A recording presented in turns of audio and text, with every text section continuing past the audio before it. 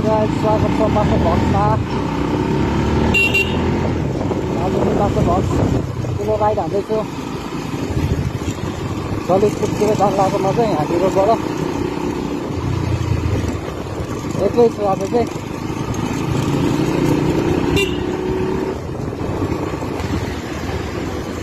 कहाँ जान्ला है यो डेजर यार, राति बालेनको डेजर है क्या हो। सुकुम्बासीको पुरै घरहरू भत्काइदियो।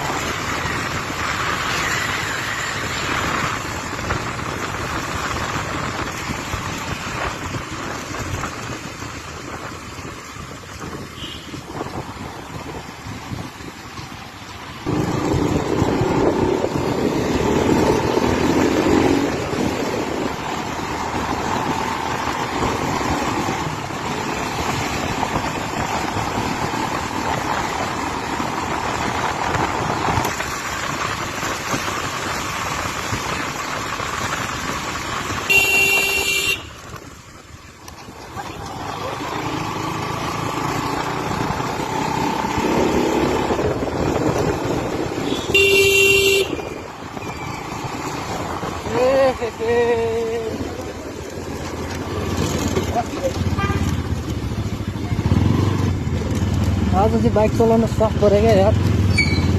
रोड पनि एकदम खाली क्या, रोडै खाली।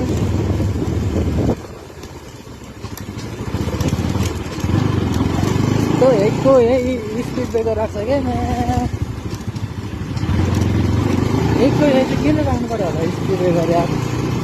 यो चाहिँ ललितपुरको पिम्बाल भन्छ, पिम्बाल पोखरी एकदम राम्रो छ। यहाँ पनि घुम्ने ठाउँहरू चाहिँ पोखरी हो, एकदम राम्रो छ। कवाल पिम्बाल पोखरी। सो गाइस, म चाहिँ पाटन कृष्ण मन्दिर आइपुगिसक्यो। पाटन कृष्ण मन्दिर यो चाहिँ एकदम दामी छ क्या। यहाँ पनि ठाउँ चाहिँ घुम्नलाई चाहिँ एकदमै टक्क दामी हो। चेकिङहरू पनि रहेछ मामाजीहरूले पुरै। भन्न मलाई चाहिँ रोकेन क्या चेकिङमा, तर मसँग त डकुमेन्टहरू सबै छ नि त। लाइसेन्स पनि छ, बिलबुक पनि छ, सबै छ नि त। धम्मा कति गरेको छ, किन रोक्न आउला। यतातिर पनि रहेछ, रोक्ने बाल छैन हामीलाई त। सबै डकुमेन्ट छ। के हो चिन्तै गर्ने होइन क्या।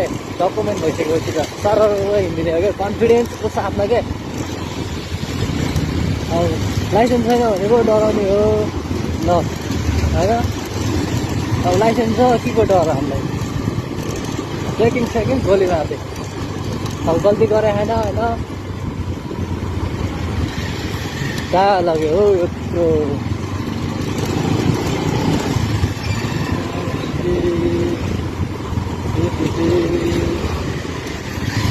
क्या दामी गाडी यार, सानो यार। किट्टो कस्तो खालको गाडी हो त्यो।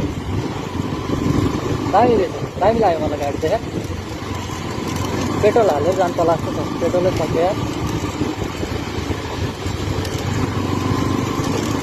पेट्रोल हालेर जानु पर्ला जस्तो छ।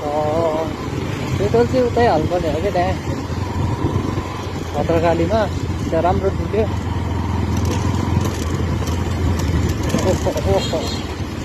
त्यतातिर चाहिँ पानी चाहिँ डेन्जर परेछ क्या। पुरै बाटो नै चिसो छ क्या एकदमै। अब खतरा पानी परेछ क्या त्यो दादा, काठमाडौँमा भन्दा चाहिँ।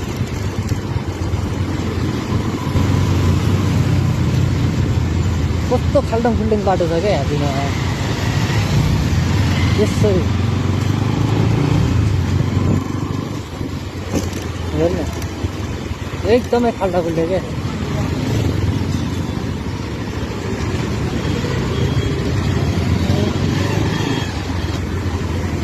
पेट्रोल हाल्दै जान्छ होला यार। त्यसरी यो जाममा बस्दा घुच्चो हिँड्नुपर्छ क्या। यस्तै ठाउँमा हो क्या क्लच प्लेट सक्ने चाहिँ। हाफ क्लच लिँदै हिँड्नुपर्छ नि त। अनि क्लच प्लेट घिसिरहेको हुन्छ क्या भित्र। के भएछ यहाँ जाममै त्यस्तो गाडी चाहिँ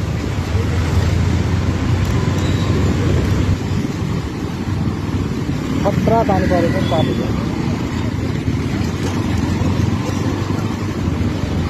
पेट्रोल हाल्दै जान्छ र खुल्ला त छैन।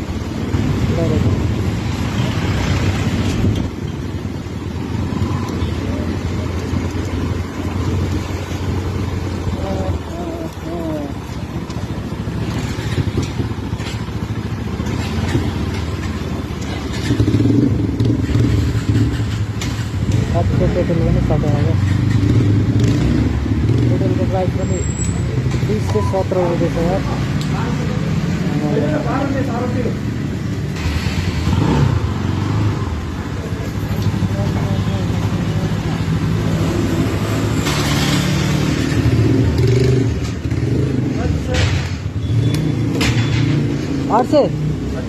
आठ सय को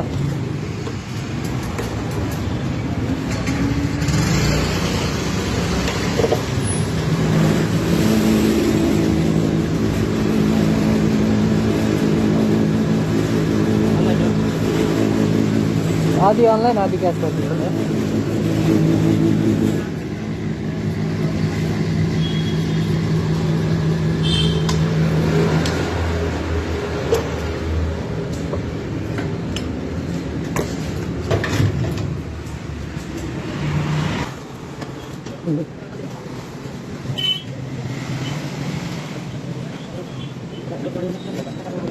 यहाँ 800 आउँछ टोटल 800 क्यास अनलाइन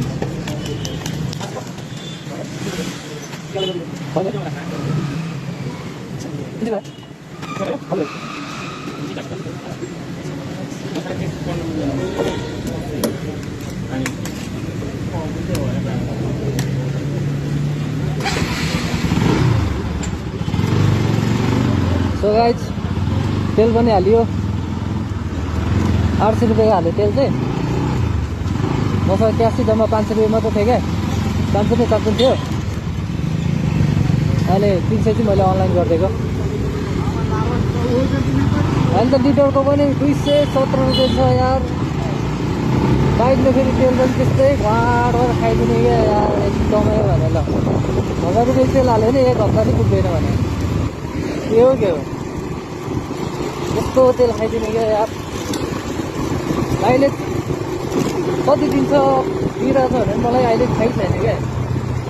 लगभग मेरो विचारमा चाहिँ मेरो बाइकले 30 को माइलेज चाहिँ दिइरह होला सायद 30-35 जस्तो लाग्छ है मलाई चाहिँ। तपाईँहरू थाहा छ भने भनिदिनु न NS 200 चाहिँ कति दिन्छ माइलेज। अहिलेसम्म मैले चेकै गरेको छैन क्या माइलेज कति दिन्छ भनेर।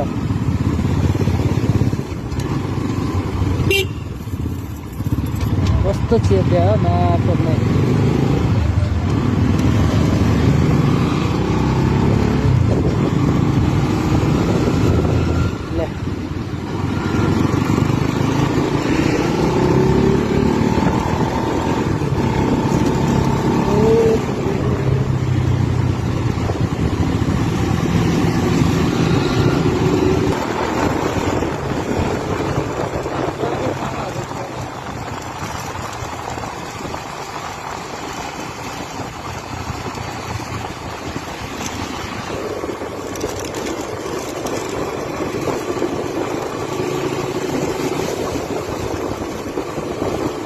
फेरि यतातिर पानी परेको छ त्यतातिर पानी परेको छैन।